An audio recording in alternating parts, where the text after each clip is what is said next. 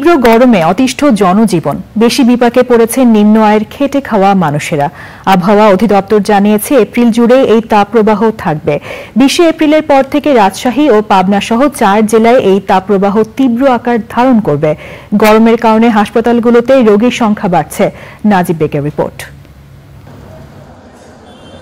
চৈত্রের শেষ থেকেই তীব্র গরমের কবলে দেশ। চলতে থাকা এমন তাপপ্রবাহে রীতিমতো চরম দুর্ভোগে পড়েছে মানুষ। খেটে খাওয়া মানুষের ভোগান্তি সবচেয়ে বেশি।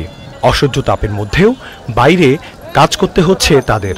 গরমের জ্বালায় গাড়ি তো চলা যায় না, খুব অবস্থা খারাপ। আর দ্বিতীয় কথা কি, রোডঘাট ফাঁকা, মেন গণাকে কামাই সব বন্ধ।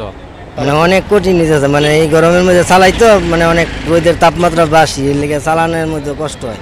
গরমের লাগে করতে না, একটু বড় বড় শরবত খেতেছি,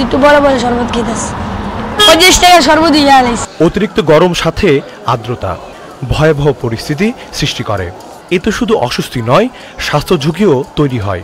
গত কালকেও ধরেন আমাদের প্রায় 1304 জন রোগী আউটডোরে আমরা দেখেছি।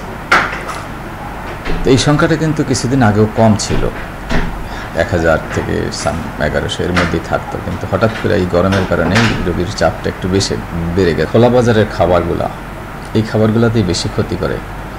কারণ জানেন আপনি, খোলা বাজারে যখন খাবার থাকে সেখানে ডাস্ট পড়বে, ডাস্টের ভিতরে ব্যাকটেরিয়া ভাইরাস থাকে, সেটা খাইলে মানুষের ডায়রিয়া হতে পারে।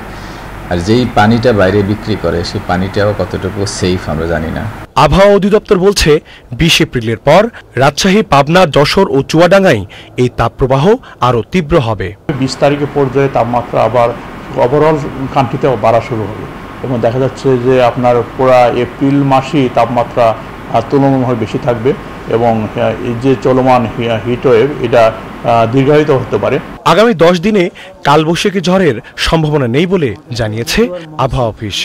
তাপপ্রবাহ চলার সময় তরল খাবার গ্রহণের পাশাপাশি সতর্ক থাকার পরামর্শ দিয়েছেন চিকিৎসকরা।